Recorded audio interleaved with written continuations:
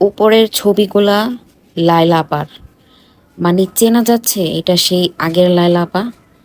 চিন্তা করা যাচ্ছে না যে এটা সেই আগের। এই যে এই ছবিগুলা, তার আগের মেকআপ আর এখনকার মেকআপ, তাকে মিনিমাল মেকআপ, হালকা সাজে, হালকা জুয়েলারিতে কতটা সুন্দর লাগছে। লায়লা আপা কিন্তু দেখতে একেবারে খারাপ না, কিন্তু অদ্ভুত জুয়েলারি, অদ্ভুত মেকআপের কারণে তাকে দেখতে এমন বিক্ষিপ্ত লাগতো আগে। বাট এখন তার লুকটা জাস্ট দেখেন কতটা চেঞ্জ হয়েছে, এবং তাকে দেখতে কিন্তু অনেক সুন্দর লাগছে। এই যে এই ছবিটা ওনার 15 বছর আগের এবং 15 বছর পরের ছবির সাথে কম্পেয়ার করা। 15 বছর আগেও কিন্তু লায়লা আপা দেখতে অনেক সুন্দর ছিল, নট ব্যাড অ্যাকচুয়ালি।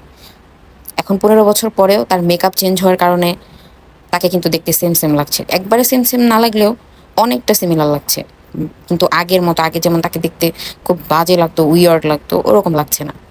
আপনাদের লায়লা আপাকে কেমন লেগেছে, লায়লা আপার এই নতুন লুকটা কেমন লেগেছে আমাকে কমেন্টে জানাতে ভুলবেন না। Thanks for watching.